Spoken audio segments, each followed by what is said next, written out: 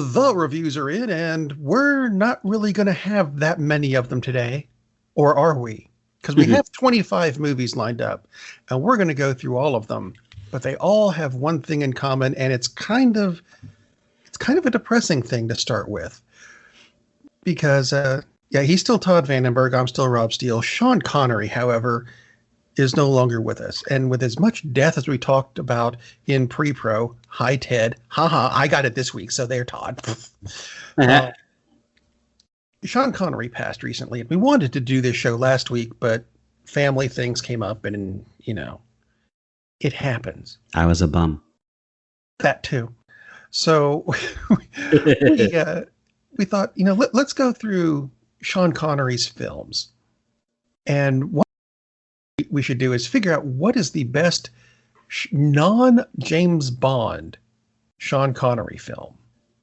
And I think the problem I had with this was there's really only 2 films that are Sean Connery films. I apologize for my phone going off. It's going to go off a lot because, I don't know, Lee and Ted and damn it, Jenna, I don't want to go to the meeting today. It's one of those days, Wait, this one's from Sean Connery. He says he's back. Wouldn't that be nice? That would be nice. That would be cool. But anyway, the only 2 Sean Connery films, and let me explain this, I guess, are Robin and Marion and The League of Extraordinary Gentlemen. The rest of them are Sean Connery and somebody. It's a dual thing. I'm thinking. I jump in. I'd say there are more than that, but to the general point, a lot of those films are Sean Connery and exactly. Or actually, Sean Connery is even the secondary person, because you look at The Untouchables. Often. Yeah. And The Untouchables was a Kevin Costner film. Exactly. With Sean Connery in it. The Rock is a Nick Cage film with Sean Connery in it. Correct. There's even Jones and the Last Crusade. Last Crusade was a Harrison Ford film. Exactly. Actually, I wanted to bring this one up because I thought this was sad. Time Bandits. Mm-hmm. It's a Terry Gilliam film that has Sean Connery in it. With John Cleese and some other Monty Python people. But the main character of this, the kid in the movie Time Bandits, Craig Warnock, did not make the first page of credits on IMDb's page for this film. IMDb does have its flaws at times. There's one of them, which I thought was sad. That's not right But, at all. The films where Sean Connery gets, a top billing kind of thing. Rising Sun, it's Connery and Wesley Snipes. Presidio, Sean Connery and Mark Harmon. Hunt for Red October, Sean Connery and Alec Baldwin. So, I mean, there's not many Sean Connery-led films that are not Bond. And yet he is still considered this icon, the monolithic person. I wasn't say character. He's not a character. He was a person. And for good reason. The Last Crusade. What does everybody remember about The Last Crusade? That he and Harrison Ford shared a Nazi in bed. Other than that, what is Other than that, yeah, it's Connery's performance, and that's the case with almost all of these movies. Who won the Oscar for the Untouchables? Sean Connery, and deservedly so. I mean, that performance is just like, bang! It's a huge performance. It's an amazing performance, and followed by Andy Garcia, who was also excellent in that film. And then you get to, Kevin Costner was good in that too, and he was really good. But it was like Connery was just like ridiculously good, and that's the case in almost all these films. There are so many performances, great performances by Sean Connery in sometimes bad films that just absolutely stands out. The Avengers. Oh, Jesus. The British one. Yes, is when they decided, well, let's have him play against type, which is not a bad idea. Basically, he's playing a Bond villain, which is really smart. Yeah. Except It's a terrible movie. It's Terrible got some movie. great. I mean, what Rafe? Why is it pronounced Rafe when it's spelled Ralph? Because Anyway, they're funny. Because they're funny out there. Because they don't like to say Ralph. Patrick Roy. Anyway, Rafe finds Yeah. Uma Thurman. Eddie Izzard is in that movie. And I don't really care for Uma Thurman. To be honest, I don't either. But and terrible casting considering who she's. I mean, that's not the right person to play that role. But Rafe, excellent actor. That's a good choice. It's just a really bad script. But Connery is great in it. Robin and Marion. I like the movie. I think it's a really good movie. A lot of people are kind of like, eh. But Connery is amazing as this aging Robin Hood who has come back from the Crusades. And this is basically, it's his last crusade. Ha ha. He's going up against the Sheriff of Nottingham. And it's like, that. The performances are better than, you've got Audrey Hepburn, you've got Robert Shaw, and like those three are just amazing in that movie. And you see that over and over and over in movies with Connery. I can't really think of, and I'm sure we'll come up with them, but I can't really think of a case when Connery is not at least good. Highlander. Everyone remembers Ramirez. Highlander is a fun movie, and exactly, Connery is amazing in that film, and it happens over and over and over. Dragonheart, he's just doing the voice, and it's a terrific performance. That voice, yeah, because it's Connery, and it's almost Connery doing a caricature of his voice because he's rumbling and he's being this big dragon, but there's so much nuance to it, and there's a lot of humor to it, which, that's in the script, of course, but you needed someone like Connery to pull that off. That's brilliant casting, and it's a great performance. I do want to mention he had some, as a person, he had a few character flaws, like he would not really a great thing to do, Sir Sean, but different times doesn't make it right. But those were different times. But we are talking about the performances. We're talking about what he did on screen.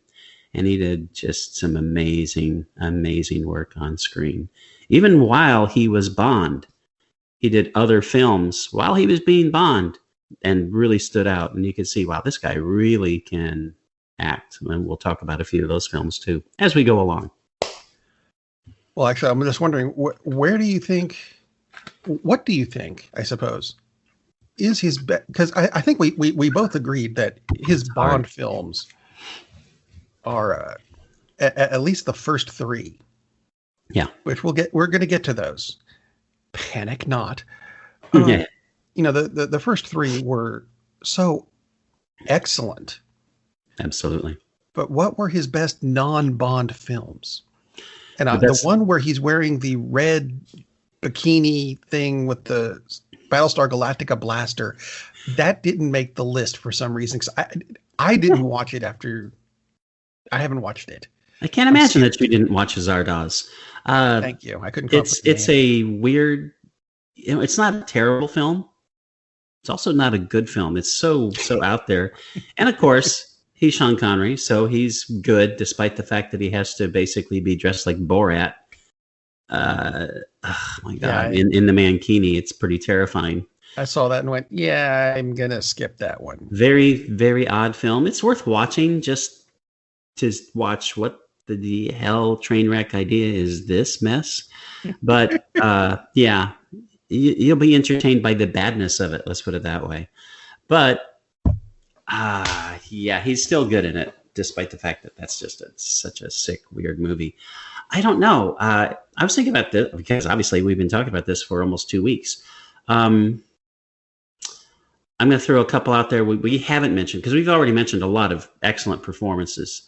I really like him in The Wind and the Lion, in which he plays, basically he plays the Razuli, he is an Arab, and this takes place during Teddy Roosevelt's administration.